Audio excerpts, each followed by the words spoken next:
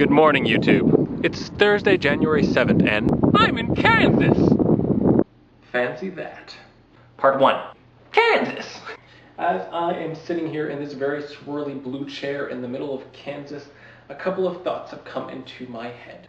And it's a thought I've had before. Those of you who have watched some of the vlogs and who have listened to me talk about why I started tableau, one of the big reasons that comes up is the fact that I really like the idea of artists staying in Montreal. I really like the idea of artists creating in their community.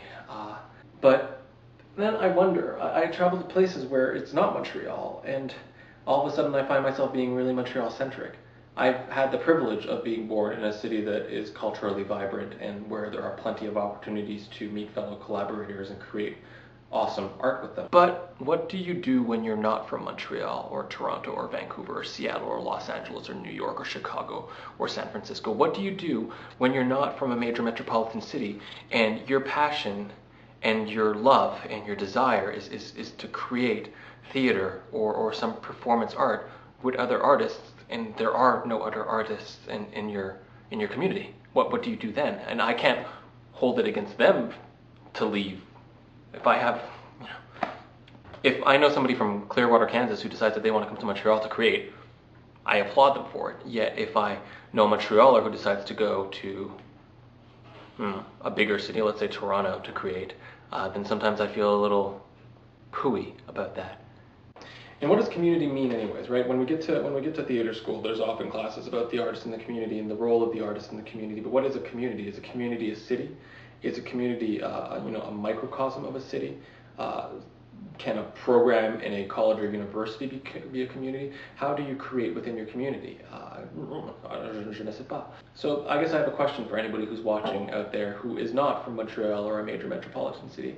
How do you feel growing up in a rural area and knowing that you have limited options? You can stay in your community and try to create on your own, or hope to find a handful of other individuals who have similar interests and desires as you.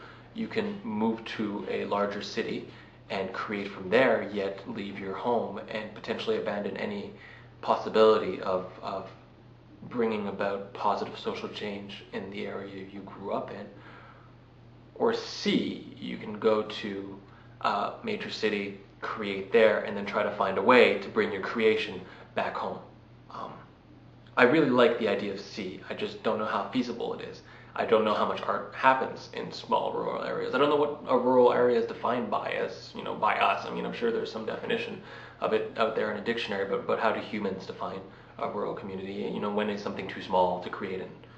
Is it ever too small to create it? So many questions about rural areas and all that. Part 2, navigating reality. I've come to a realization, again, recently while driving around everywhere, that I much prefer the interwebs to the real lives often. For the simple fact that on the internet, I feel that I can navigate and go wherever I want to go and not need to be bombarded by the excess waste of humanity. And that's nice.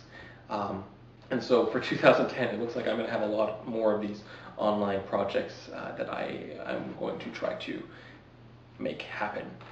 The blog will continue and there'll be other projects you'll hear about them, but there is one that has started now.